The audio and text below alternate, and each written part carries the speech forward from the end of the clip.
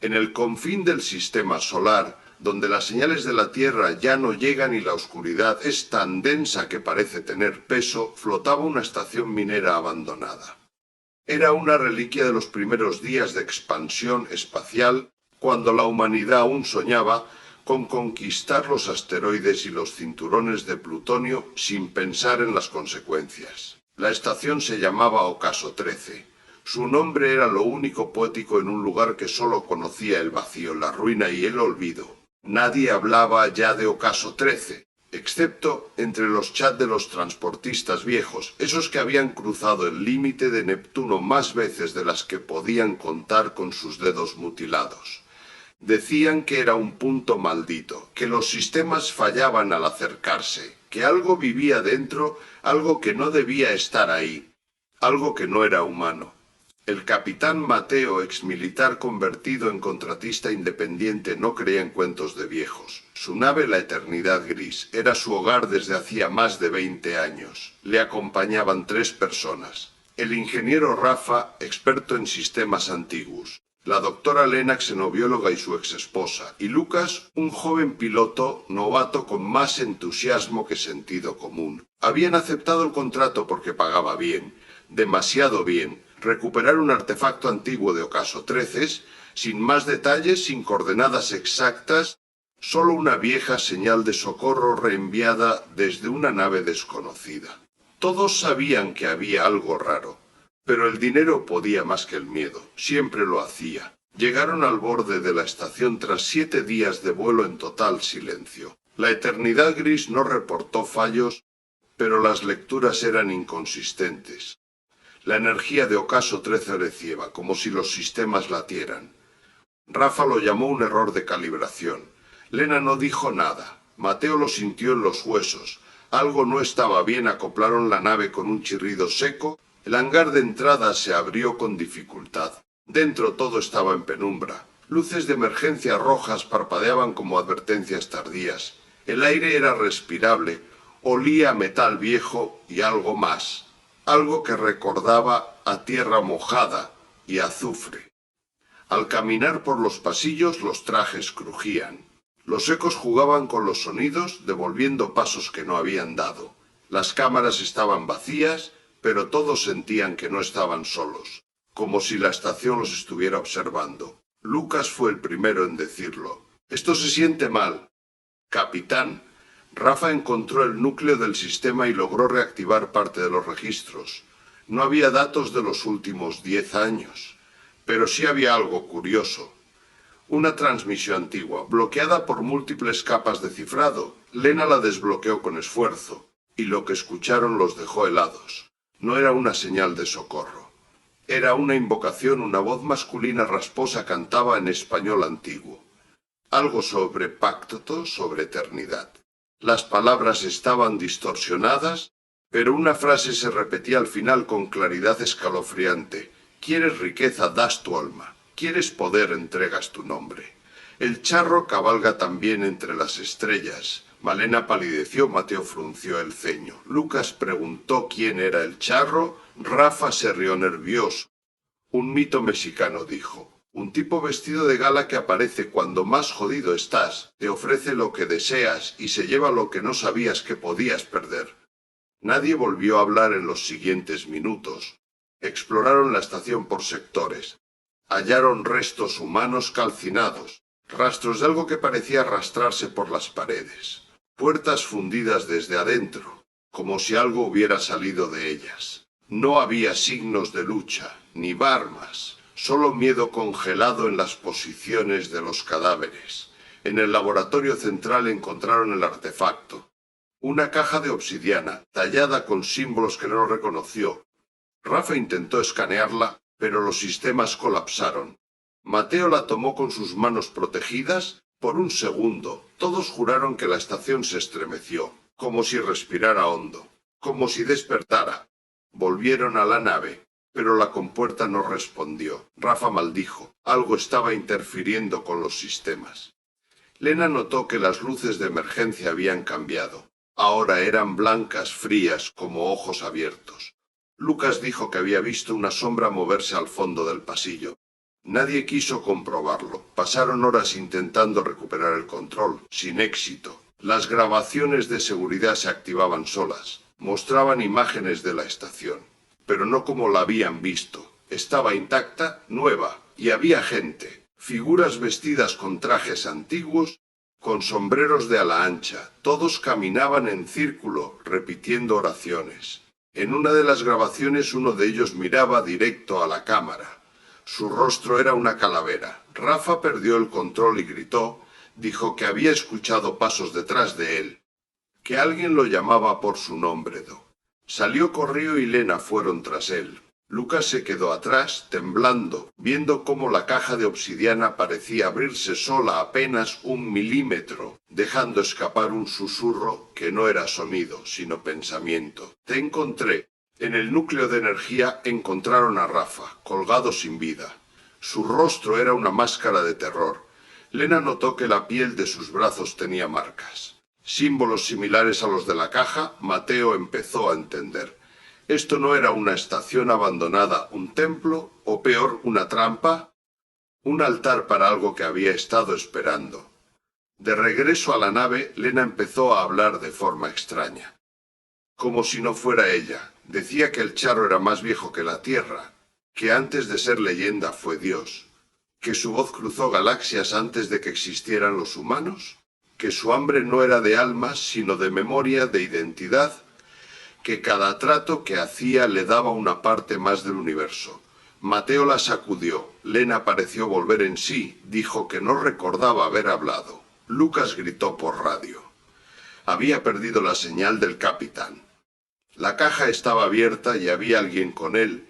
Alguien alto vestido de gala con espuelas que sonaban como cadenas. La última transmisión de la eternidad gris fue una imagen borrosa. La cámara temblaba.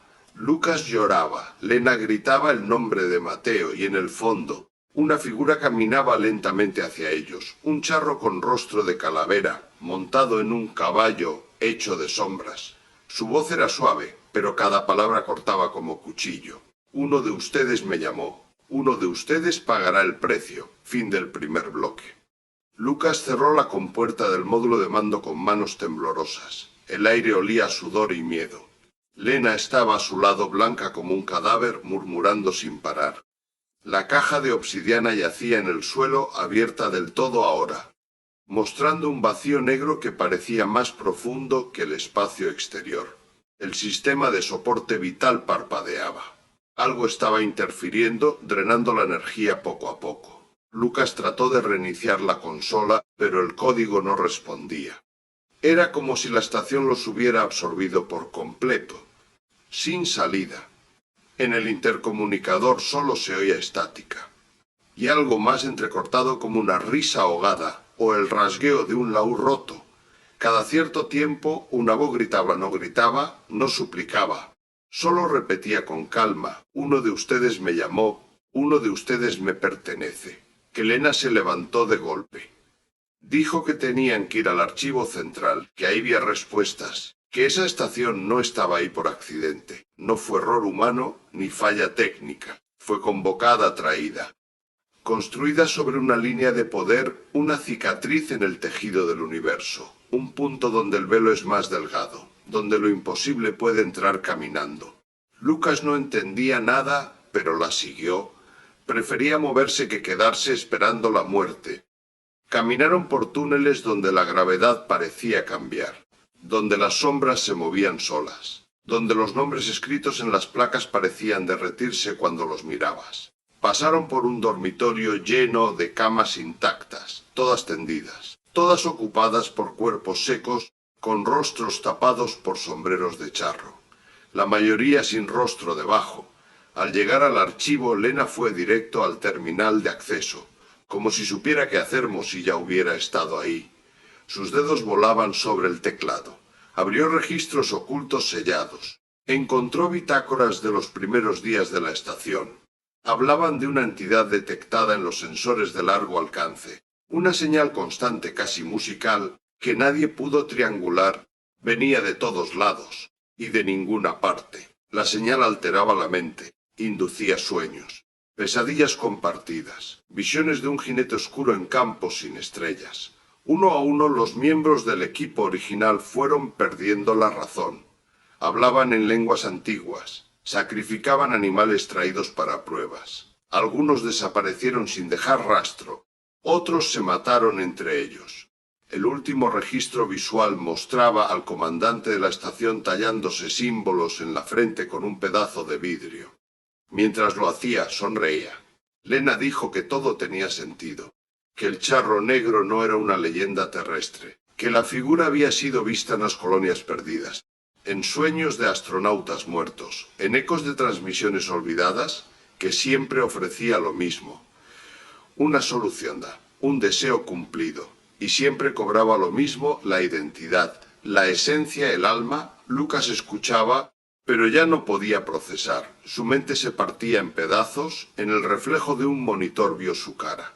Y por un instante no era su cara, era una calavera sonriente. Lena cerró el terminal. Dijo que había una forma de romper el ciclo, pero necesitaba que alguien se sacrificara, no morir, sino olvidar, entregar todo lo que nada, una ofrenda viva que sellara el portal, que clausurara la grieta que la estación había abierto sin querer. Lucas se negó, no quería ser héroe, solo quería volver a casa. Lena dijo que no había casa a la cual volver, que si no hacían algo la estación seguiría transmitiendo, seguiría llamando, y más naves vendrían, más vidas se perderían, más nombres serían devorados. Las luces se apagaron de golpe. Un frío antinatural llenó el pasillo. La voz regresó ahora más clara. Ya no preguntaba, ya no ofrecía, ordenaba. Entreguen el cuerpo, el nombre. Acepten la sombra.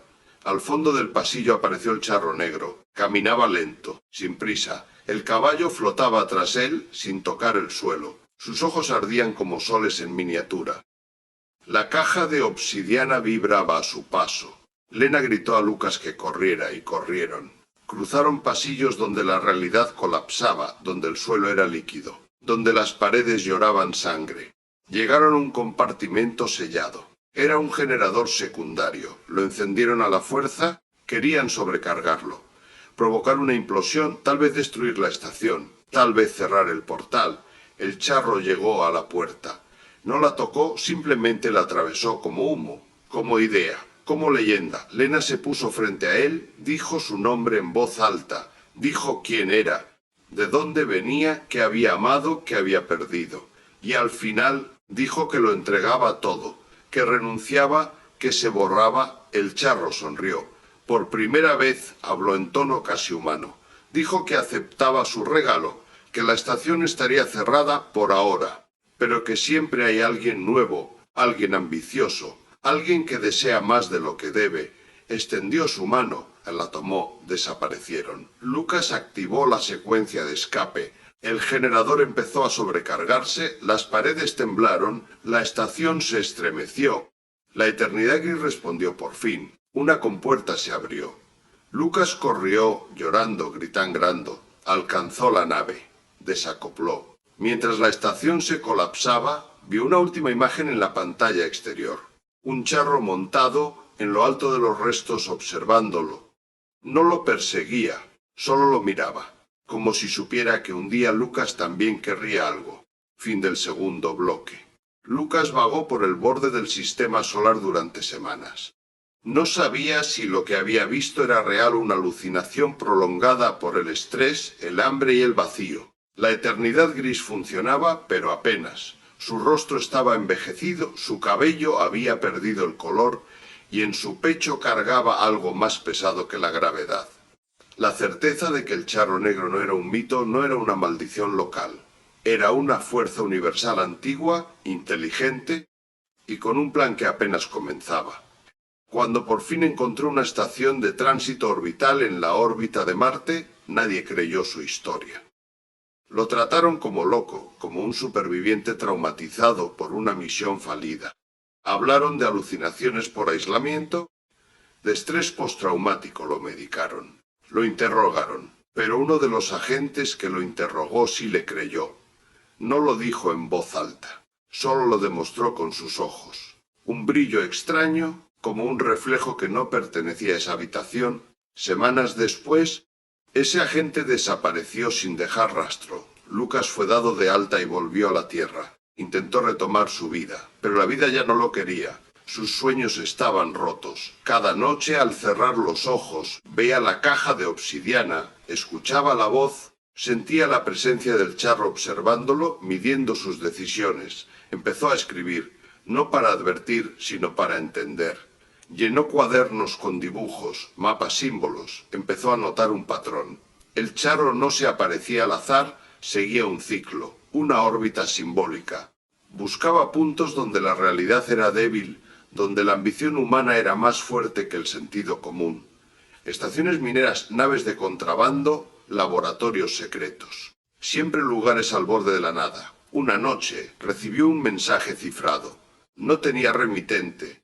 Solo un conjunto de coordenadas y una frase: él viene. No estás listo. Pero puedes prepararte. Las coordenadas lo llevaron a una comunidad oculta en los restos de una ciudad sumergida. Ahí encontró a otros. Testigos. Víctimas que habían escapado, cambiado, deformados por encuentros similares. Algunos habían perdido la voz, otros ya no tenían sombra, hablaban de lo mismo. Una figura elegante, una oferta, una promesa. Uno de ellos, una mujer sin ojos, pero que veía más que nadie, le habló directamente. Dijo que Lucas era diferente, que había visto al charro y ha sobrevivido, que su alma estaba marcada, sí, pero no tomada. Aún tenía elección. Podía entregarse o resistir. Lucas preguntó cómo se resistía a algo así. La mujer dijo que el charro no soportaba lo incierto, lo impredecible, que su poder venía de los deseos humanos, de la lógica del intercambio. Si rompías esa lógica, si actuabas sin buscar ganancia, sin esperar nada, le causabas dolor, lo confundías. Lucas entendió, había una guerra silenciosa entre la humanidad y esa entidad. No era con armas, era con decisiones. Cada trato aceptado fortalecía al charro, cada rechazo consciente lo debilitaba. Pero rechazar no bastaba.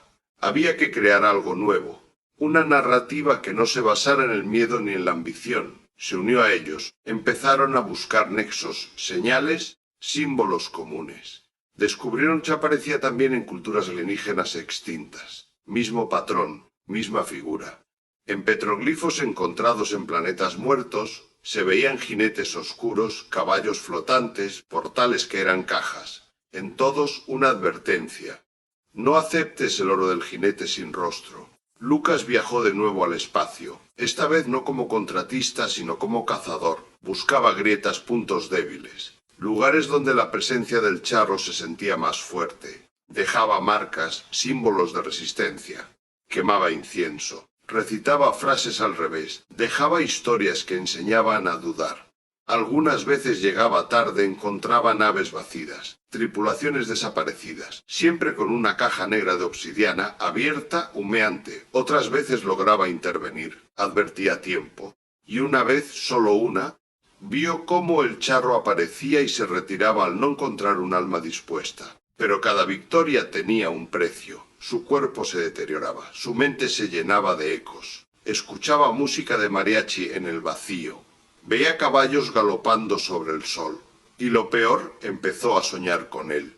No como enemigo, sino como reflejo. Una noche, en la órbita de un planeta sin nombre, encontró una estación idéntica a Ocaso 13. Misma estructura, mismo número de módulos, misma caja. Pero esta vez la caja estaba cerrada, sellada con cadenas de luz, y frente a ella, una figura. Era Lena, no envejecida, no muerta, suspendida en el tiempo. Sus ojos brillaban como estrellas, pero su rostro era triste. Le habló sin mover los labios. Dijo que había logrado sellarlo por un tiempo, pero que cada vez era más difícil, que la caja quería abrirse, que el charro ya no caminaba. Volaba, que buscaba un heredero. Lucas cayó de rodillas. Dijo que ya no podía más, que todo estaba perdido. Lena negó con la cabeza. Dijo que mientras uno solo resistiera había esperanza, que el charro no era invencible, solo era persistente, y que cada historia como la suya él, como una grieta en su dominio. Le entregó una última coordenada y un mensaje, Ahí empezó todo. Ahí debe terminar, y desapareció. Fin del tercer bloque.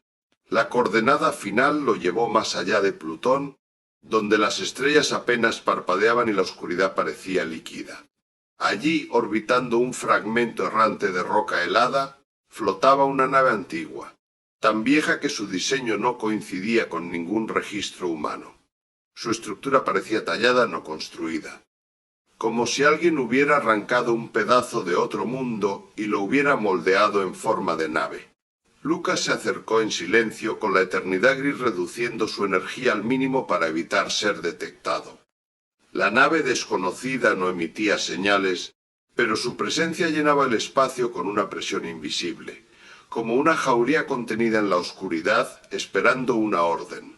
Al abordar sintió un cambio en su percepción. Los colores eran distintos, los sonidos no viajaban como debían. Cada paso que daba parecía repetirse 1000 veces en su mente. El aire era denso, y aunque sabía que era imposible, juraría que estaba respirando algo más que oxígeno. El interior estaba cubierto de símbolos similares a los de la caja de obsidiana, pero estos eran más antiguos, más precisos, como si la caja fuera solo una copia, una imitación. En el centro de la nave encontró una cámara circular, y en ella, suspendido por cadenas que no tocaban el techo ni el suelo, flotaba un sarcófago. Tenía tapa, su interior estaba vacío. Alrededor figuras en penumbra.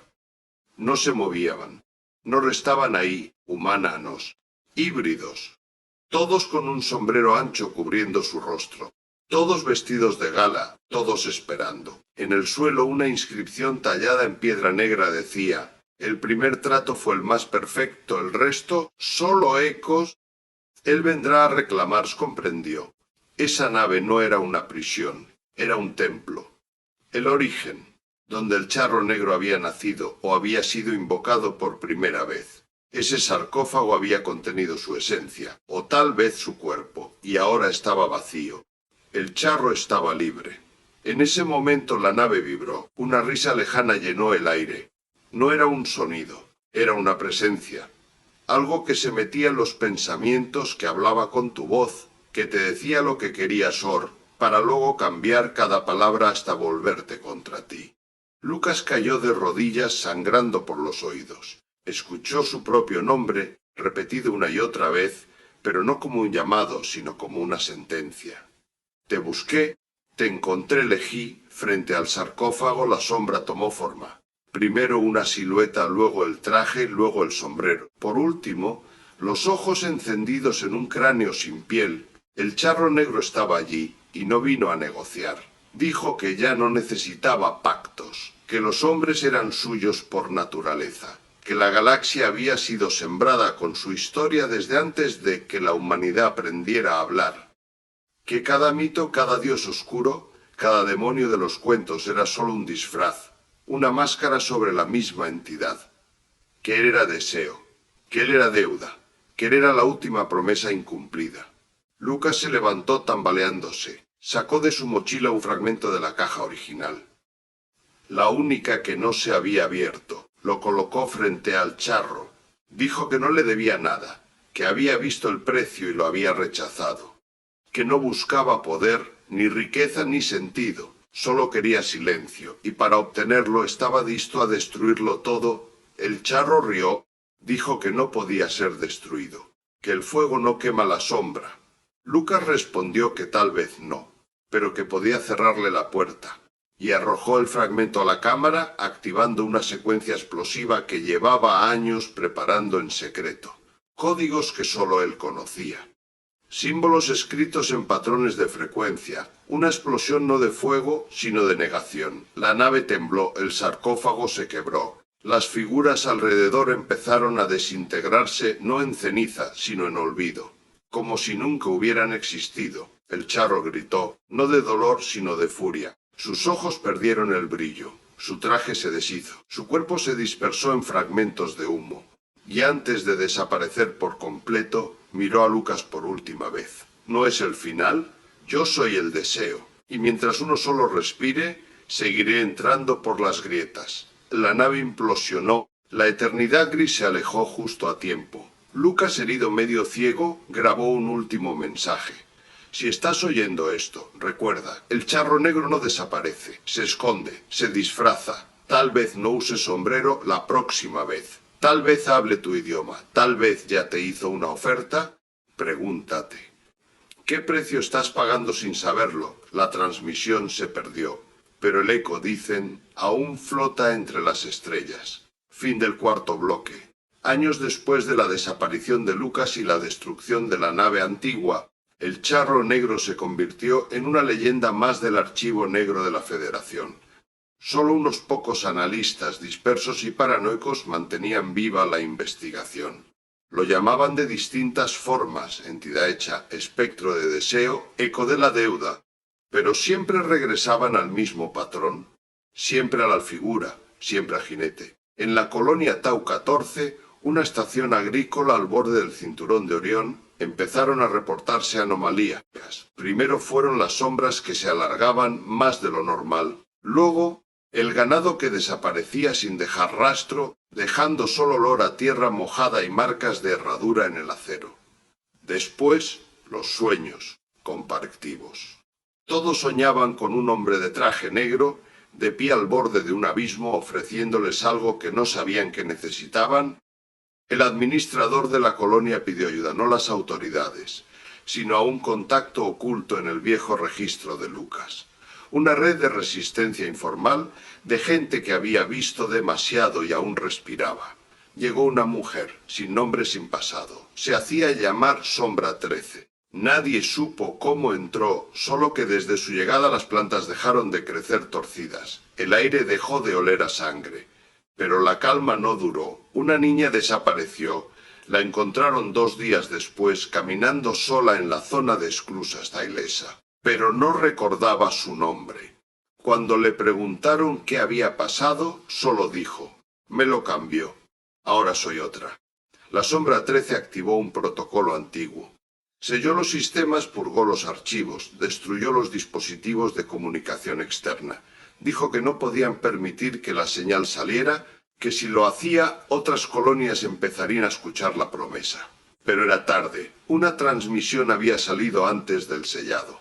Un mensaje simple, una canción folclórica, una voz masculina, rasposa, elegante, hablaba de oro, de caminos, de silencio eterno. La Sombra 13 supo que ya no estaban a tiempo de contener, solo de retrasar.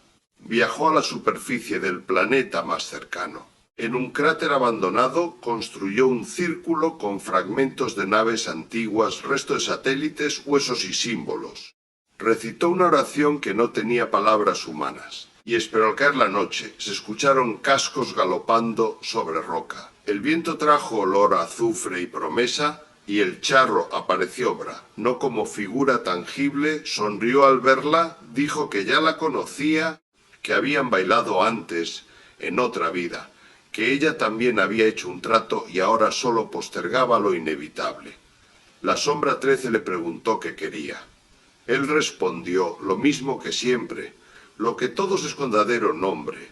Tubella dijo que no lo tenía, que se lo había arrancado. El charro se rió y dijo, entonces me diste la mitad, vendrás por el resto. Esa noche la colonia Tau 14 desapareció del mapa explosión, sin señales. Solo se apagó, los registros no muestran anomalías, los archivos fueron cerrados. Pero a veces en los mercados de estaciones lejanas, entre los viajeros sin bandera se oye una historia. Sobre una figura vestida de negro que aparece cuando nadie lo espera, que ofrece ayuda, que entiende tus deseos, que promete silencio, poder, amor, libertad. Nadie sabe de dónde viene. Nadie recuerda haberlo visto 2 veces. Pero todos los que aceptan parecen y a veces, cuando una nave cruza la frontera más lejana, donde ni las estrellas se atreven a mirar, el intercomunicador suelta una interferencia, una voz que susurra yo no olvido, yo regreso, yo fin del último bloque.